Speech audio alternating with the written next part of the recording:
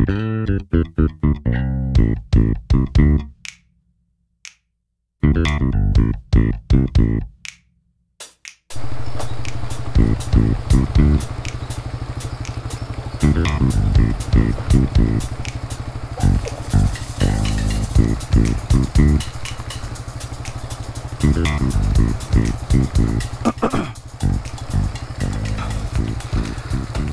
good morning guys, G's Moto here. Okay, maulan. So today is September 5, 2025. At itong video na to, i-share ko lang kung gaano katibay talaga tong nabili kong media mod ng GoPro. Okay. Yung media mod ng GoPro Hero 9, Hero 10, 11, tsaka basta yun kung ano yung kasukat nya. So ang gamit ko is Hero 11 Black.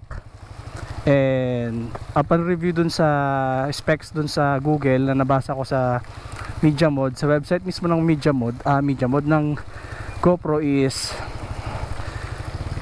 itong media mod ng GoPro is built for tough weather. So ngayon itatry ko siya. Eto, medyo malakas ang ulan. Papasok ako ng trabaho ngayon, and then tignan natin kung talaga bang built for tough weather to. So eto, medyo malakas yung ulan and madilim. Ito, kusa natin ilaw. Hindi ko siya masyadong nagamit during that time nung nag-ride kami papuntang Surigao, back and forth. Kasi nga inisip ko baka kasi sa gitna ng biyahe biglang masira yung yung audio ko. So eto, tinusubukan ko siya ngayon kung built for tough weather talaga siya. And tingin ko mukhang mula North Caloocan to Manila is maulan. Dahil siguro sa bagyo. Hindi na ako updated sa bagyo. Baka nga sa bagyo are. Ano side mirror ko. So yun, antabayanan nyo mamaya. At ito na pinaka-review natin. Ito na pinaka-review ko. Nabili ko to palang tong GoPro bago umuwi ng Surigao. Nasabi ko na ba kanina? Parang inulit ko lang. Oo, yun sa parang around July something ata yun. Hindi, mga June. Mga June ata yun. Tapos eto na, subukan natin siya ngayon sa maulan kung gaano siya ka-tough. Tough. And sana hindi masira. Okay, so tune in lang kayo guys. Susubukan natin tong media mod ng GoPro kung hanggang saan talaga siya sa top weather sinasabi niya. Okay, see you in a bit. Oh my god, binabaha na ang North Caloocan. Ano na, DPWH. Hindi ganito dati. Ba't na kami binabaha dito sa North Caloocan? Ay shit. Mataas na to, hindi na to yung dati. Water deep na siya. Ayun, yung na yun guys, yung baha na yun dun, kung mga taga North Caloocan dyan sa Camarin yun, taga Captain Rico ako. So yun, umabot na rito sa may bandang Villa Imelda na ata yung pinakalas yung dulo nung baha. And going to Sapote na ako. Uy. Sana naririnig pa mamaya yung boses ko habang nagsasalita. Talaga bang goods tong media mod?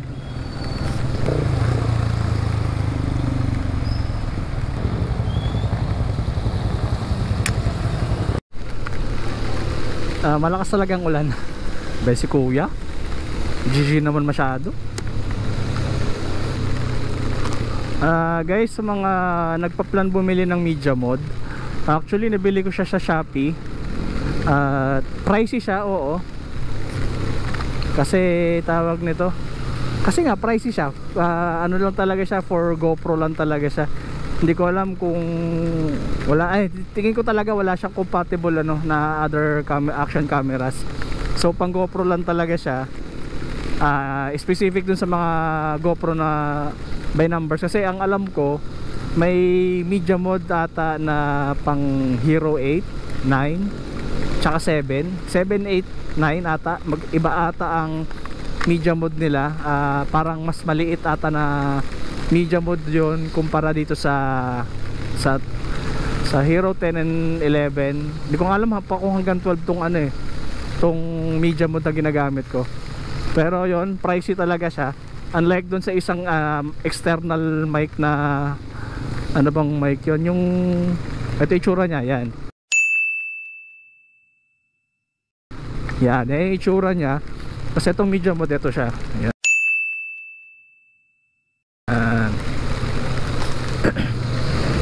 May mga review naman sa YouTube na about sa external mic ng GoPro. And yun, maging base, doon na lang kayo mag-base kung ano talaga yung mas prefer nyo na external mic para sa mga media mode ninyo. Traffic ko. And yun, baha nga talaga. May mga portions lang naman na baha, pero hindi naman ganito dati. Hindi naman siya ganun kalalim. Tolerable naman siya. Pero dapat wala talaga yan. Nagkakos ng traffic yan.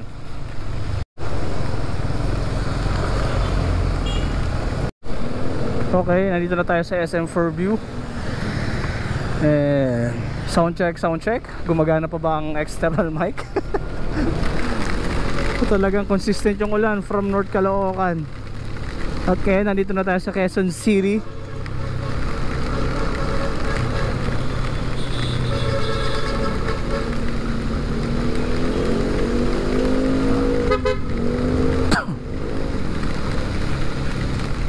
So guys, yun, ngayon lang ako nagkaroon ng time para i-review tong media mode.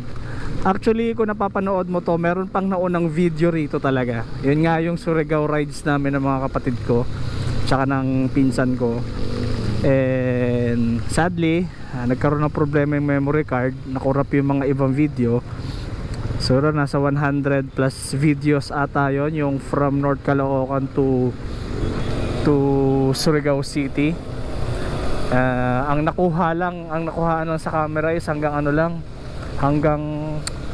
Gumaka ata. Oo, hanggang Gumaka lang. Basta pagkababa namin ng Bitukang Manok sa Atimonan, then hanggang Gumaka lang talaga siya, sa may Gumaka Coastal Road. At yun, at nalulungkot ako. Hanggang hindi ko siya na-upload. And yun, ginagawan ko ng paraan para ma-recover muna. Maghahanap pa ako ng tawag nito, kung computer shop na marunong mag-recover. And sana ma-recover talaga, kasi i-upload ko pa rin siya kahit sobrang late na. Kasi nakapangako ko dun sa last video ko na 5 days before the ride, nag-vlog-vlogan ako nun. So kayo guys, kung mapapanood nyo man to, sana try nyong, bigyan nyo naman ako ng idea kung paano makapagpa-recover ng mga videos na nakorap. And yun. Pero may sinasadya sa akin yung kaibigan ko, doon daw sa SM Fairview nga, yung mga license kasi yung tinry namin siyang i-recover sa mga libreng app lang.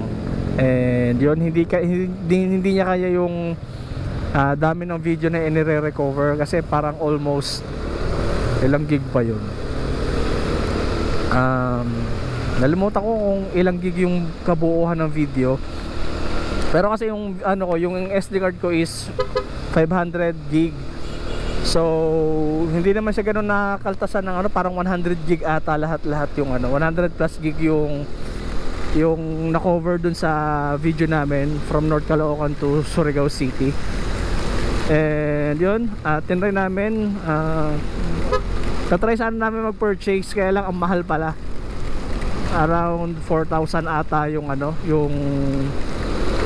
pag-purchase ng license para makapag-recover ka ng mga corrupted videos, photos, and other documents. And yun, hindi pa naman tayo ganun ka laki, konti pa nga lang views ko So yun, sana may mag-suggest kung sino yung I mean kung saan pwede magpa-recover, or sana may magandang puso tulungan ako i-recover yung mga video.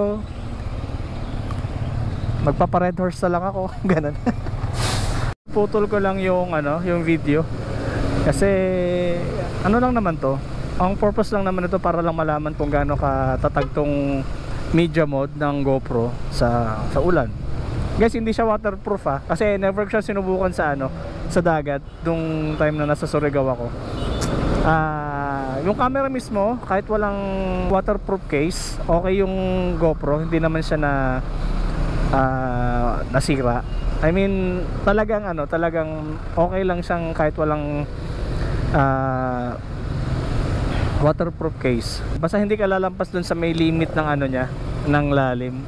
Kung parang parang 33 above 33 meters ata yun, parang ganun. Kasi pag lumabas ka ng 33 meters, kailangan mo na ng waterproof case. Yun yung yung kailangan. Pero yung camera itself, hindi naman siya nasira, waterproof naman siya, walang problema.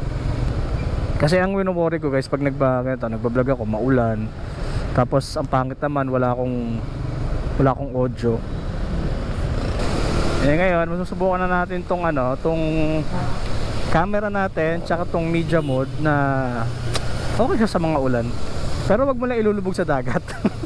Mga ilog yan, wag. Tsaka guys, ang ko sa advice ko sa inyo, pagka naligo kayo sa dagat ng tawag nito, gamit yung GoPro na without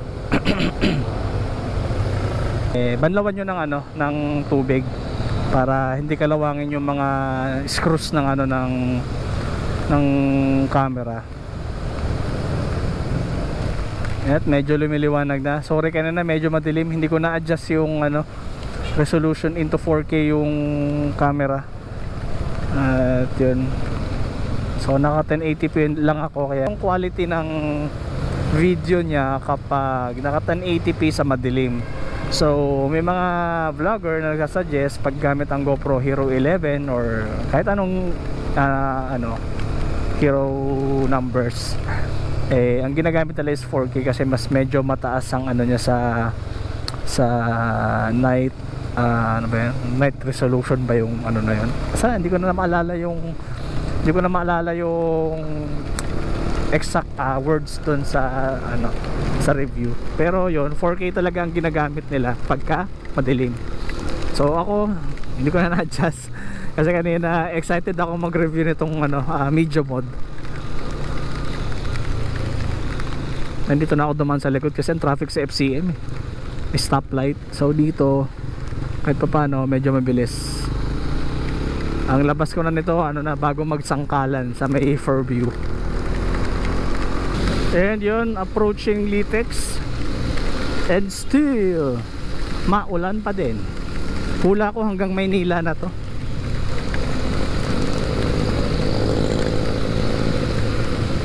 At hula ko may mga baha-baha na konti. Kasi kaninang madaling araw pa nag-uulan. Ewan ko lang sa Manila kung kanina pa rin nag-start ang ulan. Mukhang malawakan tong pag-ulan na to. And let's see kung may baha. Okay, sandigan na tayo guys. Sound check. Update lang lagi kung gumagana pa. Gumagana pa naman yung GoPro kasi narinig ko siya nagbibip pagka binubuksan ko yung nag-i-start recording na ako. Nagbibip pa naman yung GoPro. Still working pa din naman siya. And let's see if aabot hanggang Maynila.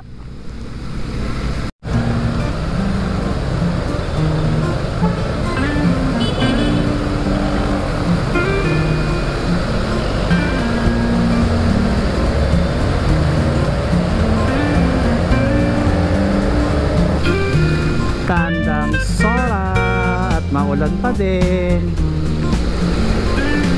Gaantay talaga sila. Sana hindi nasira ang audio. Okay, balik ulit ako mamaya.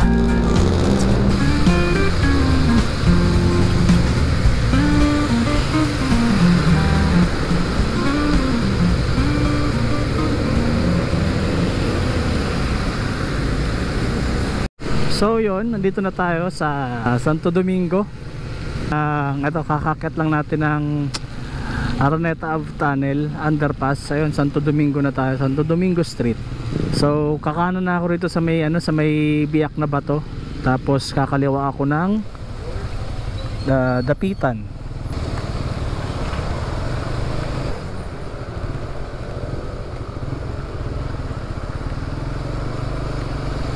O diba, Dapitan, ang bilis lang. And yun, sa nakikita ko, parang hindi naman siya gaanong traffic. Ito yung isang school dito, yung bagong gawa. Yung pinagawa pa to ni Yorme. Yan yung school na bago sa Maynila. Tingnan natin sa UST mamaya kung traffic din. Kasi doon talaga mas malala traffic doon eh. And yun, nandito na tayo sa likod ng UST. Wala namang ganong traffic. Kasi pagka usual days, pagka mga pag hindi, siguro dahil lang maulan.